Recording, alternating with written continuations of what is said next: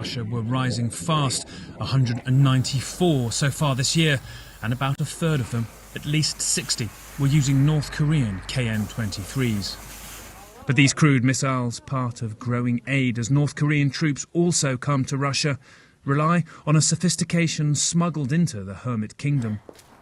One on display by Ukrainian investigators at this Kiev warehouse of missile fragments. It is a house of horrors. Drones that haunt the night skies, rockets that tear down lives. They pick through the dust to learn how the killing machines work, here rebuilding a Shahed Iranian drone's circuits. Parts from a Kinjal missile, a Shahed Iranian drone and a Russian Orlan reconnaissance drone, all things Ukraine has been subjected to for many months, but key, these North Korean KN-23 missiles rely on, they say, on components from the United States and the Netherlands. This box, containing dozens of small bits of circuitry made by household names in the USA or Europe, subject to sanctions globally, but smuggled, often via China, to North Korea. When you open all this up and find American components, how do you feel? Чувствується, що якось не дуже санкції працюють, то що. От залишки корпусу ракети, вся електронна начинка, вся іноземна. Корейського там нічого немає. Корейський тільки метал, який швидко ржавіє.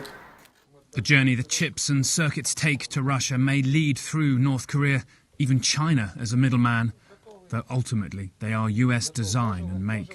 Чіпи ми розуміємо, що в основному це є Сполучених Штатів, але країна-виробник може бути і Китай, і може бути Малайзія, тобто і Тайвань, самі. Але це є штаб-квартири, знаходяться, ми маємо на увазі Сполучених Штатів. As the toll from these missiles deepens, Ukrainian officials say the Western firms need to be held accountable.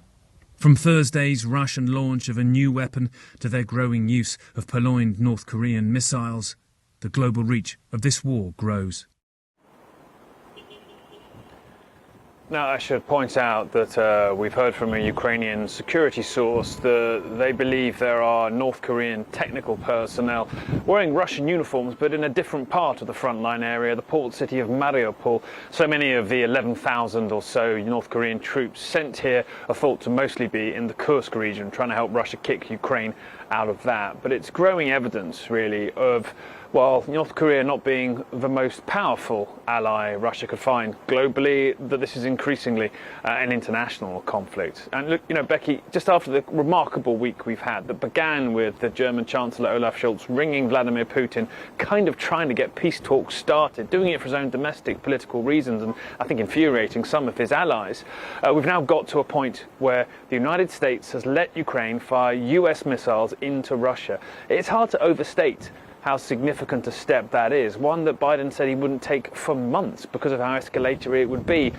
And then Moscow, while many sort of, debated as to whether this would be another red line that Russia let fly past it, instead they seem to have found a way of responding, and a way which was, while having no nuclear element to it at all, was sort of ridden with a nuclear subtext, flying in the direction of Western Europe, and I think trying the Kremlin desperately to remind Washington that it's not a spent force, exhausted by this war, that it retains surprises.